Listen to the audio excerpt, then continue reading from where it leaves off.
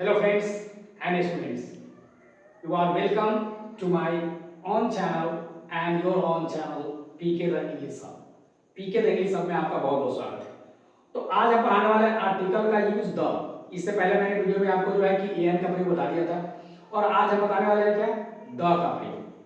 तो सबसे पहले आप द का प्रयोग जानना चाहते हैं ना तो आपको एक चीज जानना पड़ेगा कि द एक डेफिनेट आर्टिकल है। टीचर बताते हैं ना कि ए एन इंडेफिनिट आर्टिकल है और द क्या है डेफिनिट आर्टिकल है। तो द जब डेफिनिट आर्टिकल है तो उसका प्रयोग होता कहाँ है तो सबसे पहले जानो द डेफिनिट आर्टिकल का प्रयोग हमेशा डेफिनिट नाउन के पहले होता है। तो तुमको अब ये बात सुनकर थोड़ा अटपटा लगा होगा कि भाई नाउन तो प्रॉपर सुने थे कॉमन सुने थे, ये डेफिनिट क्या होता है। तो देखो एग्जिस्टेंस के आधार पर यानी अस्तित्व के आधार पर नाउन को दो कैटेगरी में बांटा गया है, एक इंडेफिनिट नाउन और एक डेफिनिट नाउन।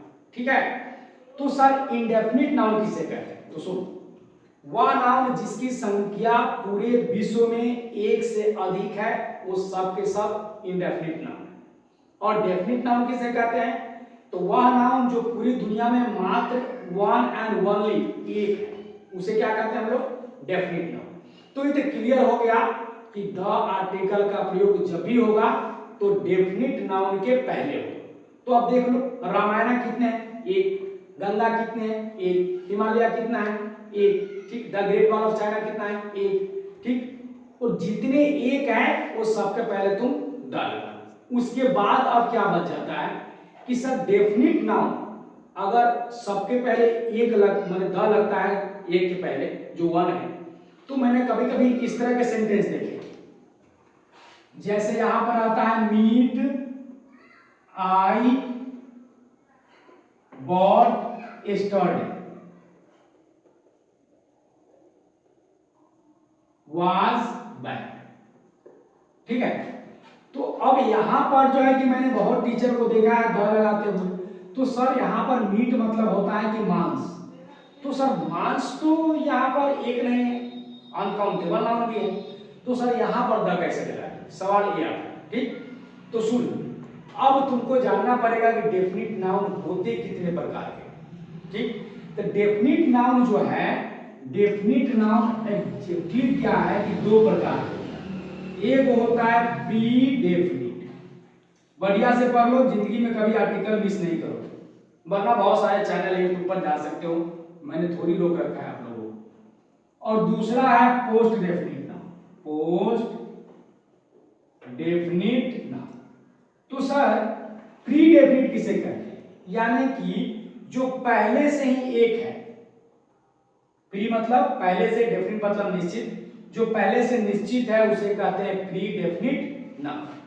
और पोस्ट डेफिनिट क्या है तो जिसे हम आवश्यकता अनुसार जो है डेफिनिट करते हैं उसे कहते हैं पोस्ट डेफिनिट।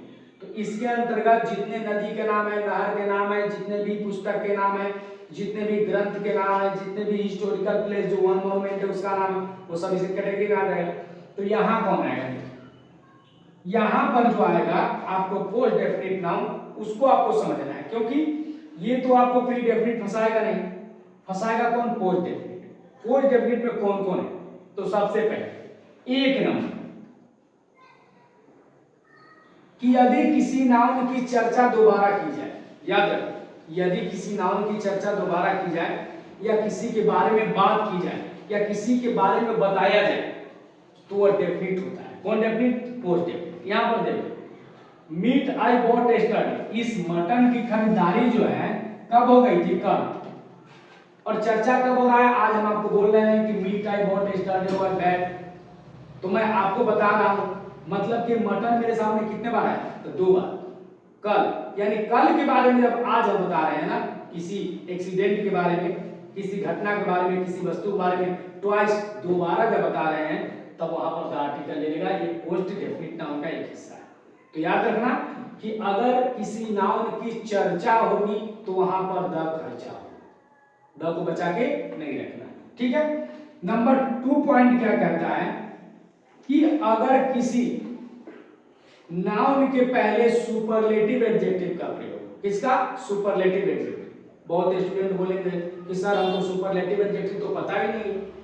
तो भैया पता नहीं है तो आप पता कर लो है ना। ऐसे मैं बता ही दे रहा हूं। देखो क्या है ना कि एडजेक्टिव के 3 कैटेगरी होता है।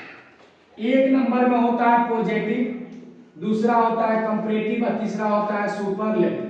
पहचान क्या है, पॉजिटिव जो है कि ये 1 माना जाता है, A2 और इसको हम क्या मान देते हैं A3। ठीक, जैसे मान लीजिए कि यहाँ पर ग्रेट है, तो जब कोई एडजेक्टिव अपने वास्तविक रूप में रहता है तो उसको A1 यानी पॉजिटिव में माना जाता है। सही से जानो।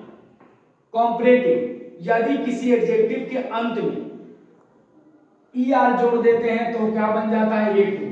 तो ग्रेट से क्या बन गया, ग्रेटर। देखो इसमें ER जोड़ दिया तभी क्या बन गया, कंपैरेटिव बन गया। क्या बन गया, कंपैरेटिव।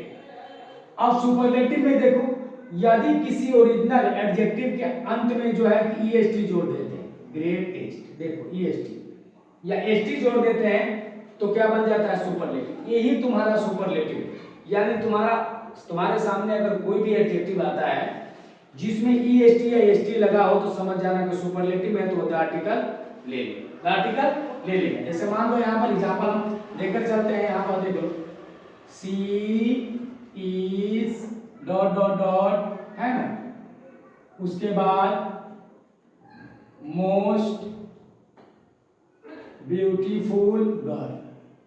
यहाँ पर देखो, यहाँ मोस्ट में देखो सुपरलेटिव में ST लगा हुआ लास्ट में, तो यहाँ पर क्या लगा देंगे, द हम लगा देंगे। ठीक है, ये 2 पॉइंट क्लियर हुआ। ये चर्चात्मक है, चर्चा करेंगे तो द खर्चा करेंगे। यहाँ पर देख लो कि यहाँ पर सुपरलेटिव है तो यहाँ पे हम क्या करेंगे, द आर्टिकल लगाएंगे। अब देखो हम आपको बताते हैं। और यहाँ